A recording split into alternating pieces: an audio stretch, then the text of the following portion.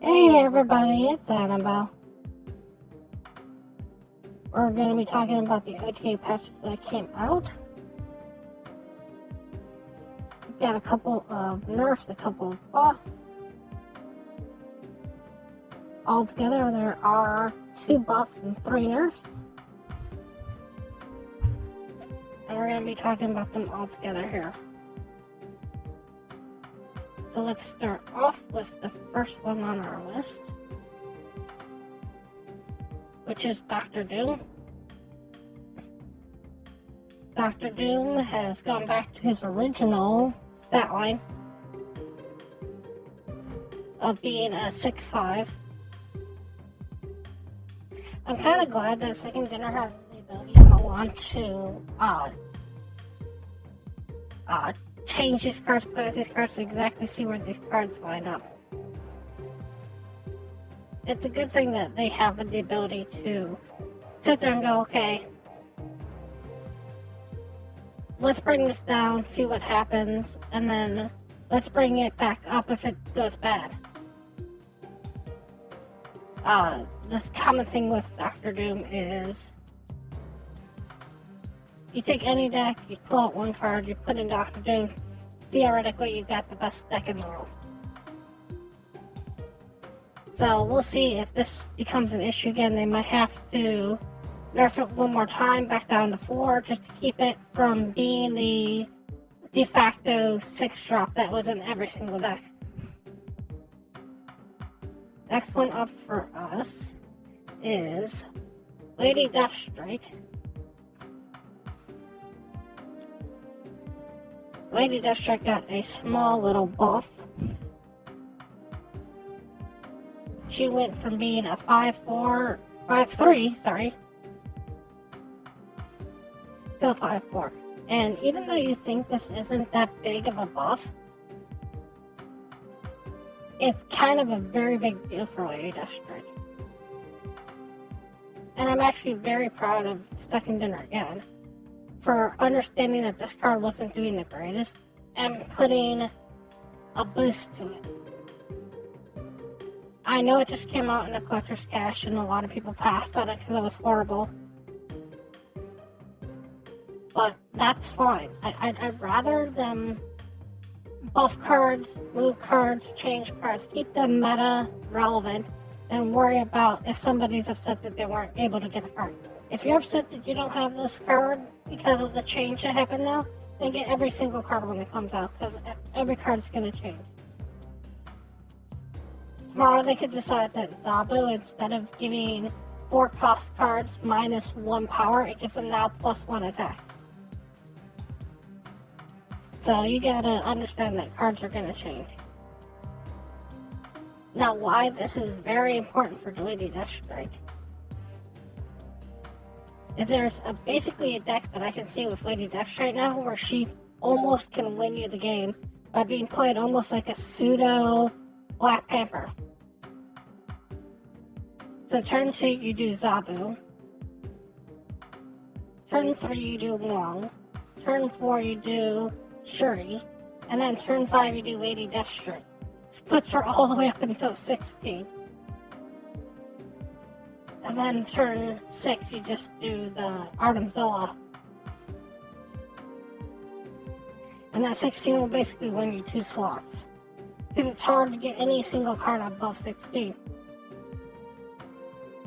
Now, is that a lot of work? Is there ways around that? Sure. But that's already a dangerous little combination of things to happen. So I would watch out for Lady Deathstrike, who didn't seem like that buff would be big. But there's a combination where that just gets out there. And even if you don't want to go through all that trial and tribulations, with that Forge buff that happened recently, you play Lady Deathstrike on 5 after playing Forge on 4, and all of a sudden you've got a 5/7. Now, a lot of things die at 7. If we were to look at just power in general here,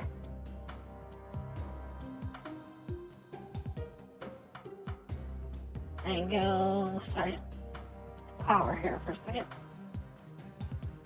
I'll flip this upside down for a second. Anything that falls below this black cat all of a sudden hits the chopping block. The 70 mil. So that's a pretty significant hunk of cards that now fall under 7. All of these cards are under 7. The only ones that fall above 7, without any kind of manipulation, and I'm not going with any manipulation, or anything that fall above this category. So basically, we go into the big category here. Oh, there's the big category. You can see that it basically only these cards here. So 4, 8, 1, 2, 3, 4, 8 4 times basically. So 8, 16, 32, about 32, 33 cards. 32, 33, 34, 35, 36, 37, 37 cards that now don't get killed by this. It's a lot to say that only some 37 cards can't be killed by this, and that's just the forge buff. You know, it's a lot to go through that buff happened. Next one up for us is kind of a weird pseudo nerf, pseudo buff, depends on how you look at it. Technically it's a nerf. That's how it's written in the pages. If you look at the Rockslide, it says that this is technically a nerf to Rockslide. Yeah, that brings it down by 1 energy and brings it down by 2 power. But if you look at what it's doing, first of all, it makes it so you don't quite need Zabu if you're doing Rocks and Hawks, which opens Rocks and Hawks to be a more dangerous deck. Secondly, it means that you've got a better chance to kind of squeeze Rockslide in on weird turns. And it's still shuffling out 2 rocks, so it's still doing what it's supposed to do. So even if this was a 3-0, if it's giving your opponent 2 rocks, you might think about it. And it takes away the fact that you need Zabu in every single Rocks and Hawks deck, so you might cut the Zabu now and put Rocks and Hawks in there. Plus, there's also a version now where if you do magic, you can do Rocks and Hawks, you can do Rockslide, and you can actually do Absorbing Man on the Rockslide to throw 4 rocks at them. But if you go to Absorbing Man on 4 plus 3 is 7, and now you can have that kind of secret, sneaky turn where you play the magic on 3, and then on 7 you play both of those and you throw 4 rocks at them. Maybe somewhere along the way you play a Wong in the way. So you do a Wong and then you throw down both of these, so they're like, what are they doing? It's not as bad of a nerf as I would think it would be. Next nerf up for us. And this one actually is a nerf. It's Captain Marvel. Captain Marvel has been dragged down to being a 4-4. This is starting to get to the place where you're questioning whether or not you should add her to a deck. The problem with Captain Marvel is the deck that she was winning in, you kind of needed to know enough about what was going on to make that deck work. And Captain Marvel is supposed to more or less be a card where it's like, you don't have to think, for a better word, and it also feels weird and off character for Captain Marvel to be a 4 power somehow. I know that she can win you the game if possible. And that's a pretty strong power, but it also feels really weird that she's such a small, low card. It just seems weird that this is supposed to be like one of the more powerful characters in Marvel lore. But if you look at her now, we just look at the 4-drops for a second here.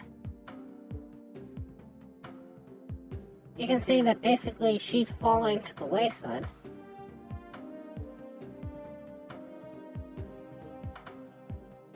You know, where she's on the list of stuff here, it's like she's if we move it to power again,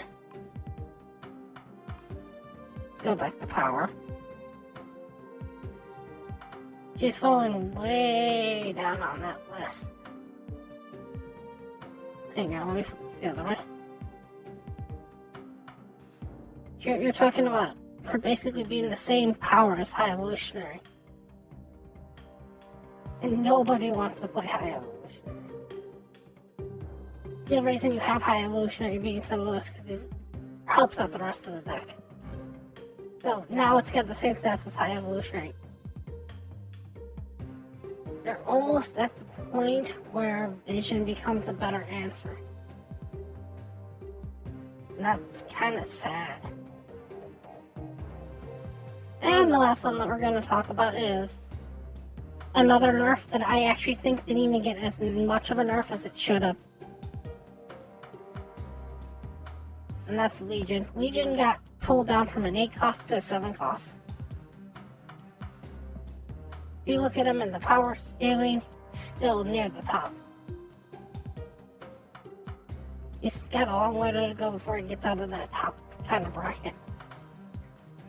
And for what he is and what he does, he shouldn't be a stat stick. He's 1 power away from Crossbones. And Crossbones requires way more of a commitment to it. If we just look at the 5s together by themselves, he's still way up at the top. There's only a couple cards that are above him. I mean, the way that you should be looking at Legion is the same way that you should be looking at Sandman. The ability of controlling what the location does, or controlling what your opponent gets to do. So the fact that he's still 7 is high up there. He's still quite the stick. I mean, he's 1 power away from Vision here. And Vision can just move to anywhere that he wants to, but he needs a turn. And Vision basically doesn't see play, but that's more the fact that, you know, he should see play. But if Legion being what he should be, which is location manipulation, you should be looking at cards like Salmon, which have that really negative power for being location manipulation. Or the other cards that you should be looking at to kind of judge him by would be cards like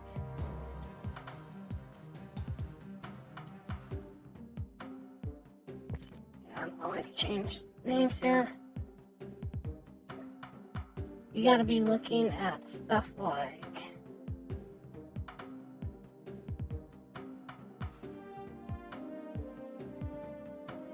Scarlet Witch, which is basically the same power as his energy. And she's doing completely random. Or you should be looking at Rhino, which changes what the location is. So in that sense, Legion should be down to like a 5/5. Or another one that you basically want to be looking at, which does roughly the same thing as Legion does,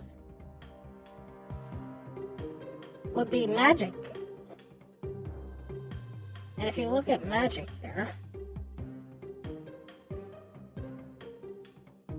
you'll see that Magic is actually a power less than what her energy is.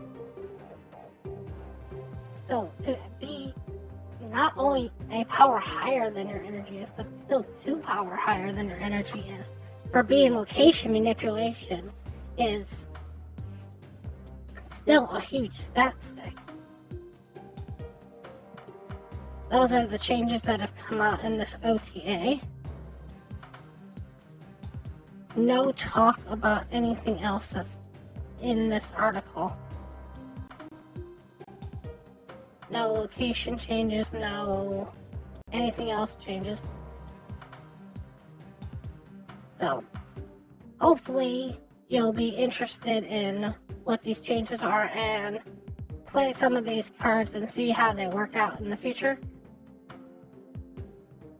I'm actually proud of Second Dinner for taking initiative on a lot of these and not being scared of how soon these cards came out to make these changes.